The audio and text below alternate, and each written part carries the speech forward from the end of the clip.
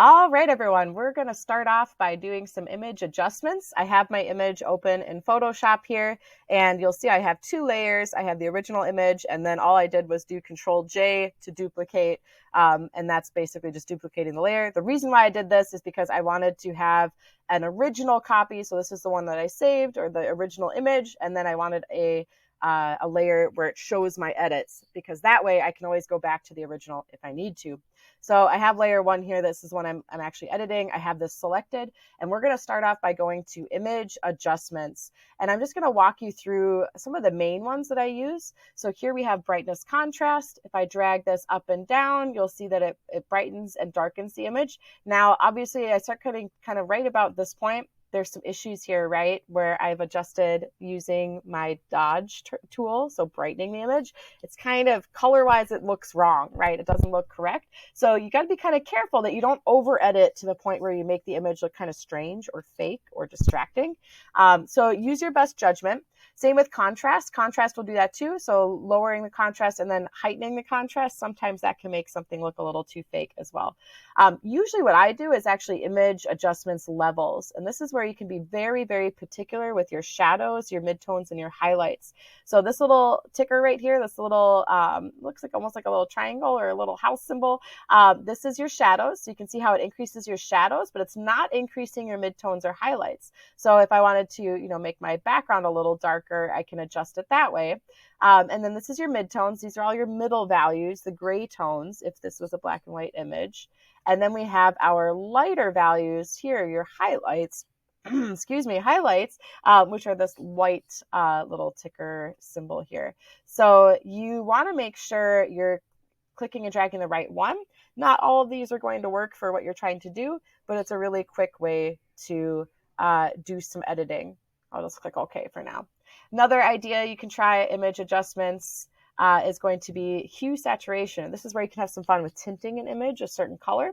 So if I click and drag this, you'll see how it changes the colors. Now, sometimes for fine art photography, you want some different colors. I have a good example of that on my Google Slides here. This one right here, this image of the sky, and then everything's kind of been adjusted so it's more pink and orange and it's more reds in there and a little bit of blues. So it's very warm and it has this kind of tint to it. So one way to do that is doing image adjustments and then hue saturation. And you literally will just drag the bar around.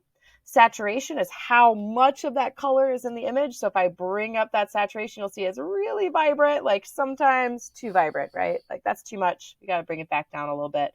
And then lightness and darkness is just how dark or light that image is. I usually don't even touch lightness because I can do levels instead. So I'll just put this back at 0.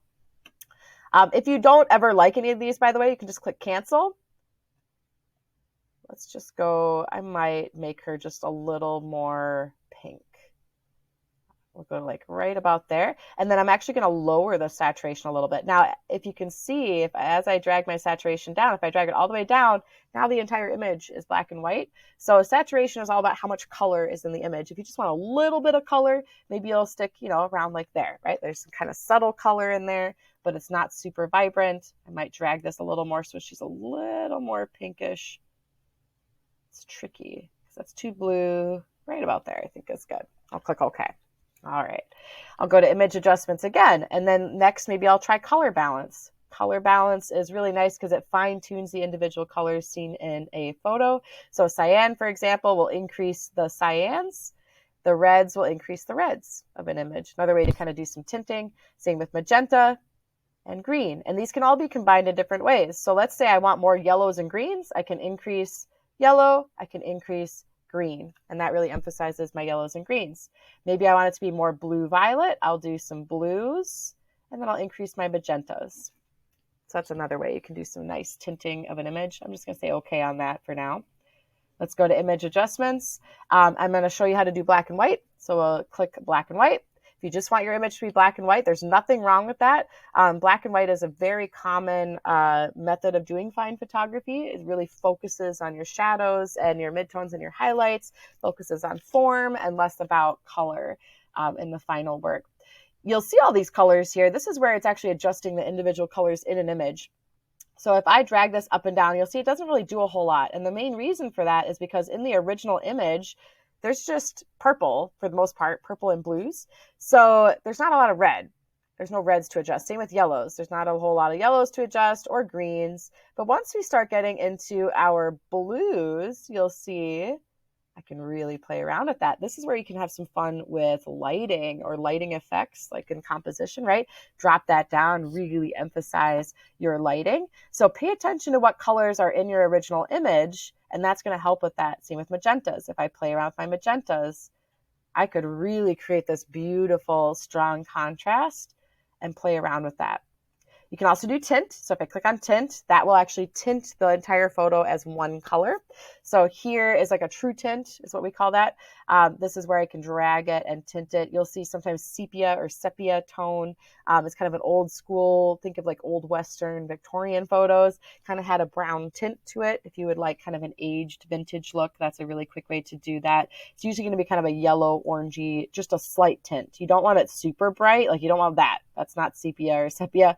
You want it to be a lot more subtle, something more like that. But I could also tint it, blue, green, whatever color I want. And then increasing the saturation again will make it brighter or darker, depending on what you're looking for. I think I am going to drop down the background just a little bit here. We'll click OK. Kind of like that. And then at any time, you can go back, look at your original image, kind of see how it's looking. We'll do image adjustments again. And let's see, the last one I wanted, that might actually be the last one I was going to show you. There's some other ones here too, like invert and posterize. Avoid those. Those are just going to make your photos look fake. Same with threshold. We don't want to worry about that.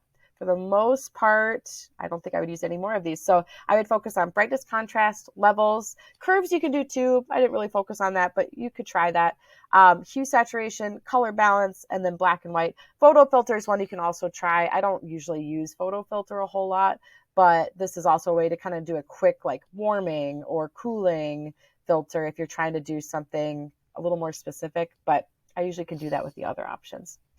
Once you're happy with your fine art image, you feel like this is the best it can get, you've edited it the way you wanted it to look, you're going to do File, Export, and we're going to say Export As. And then we're going to choose JPEG. So over here in Format, we choose JPEG. I'll scroll down, and then we'll click Export. It's this button right down here. Export. Choose where you're going to save it. I'm going to call this a fine art photo. We'll save it, and then this is what you would upload for the assignment.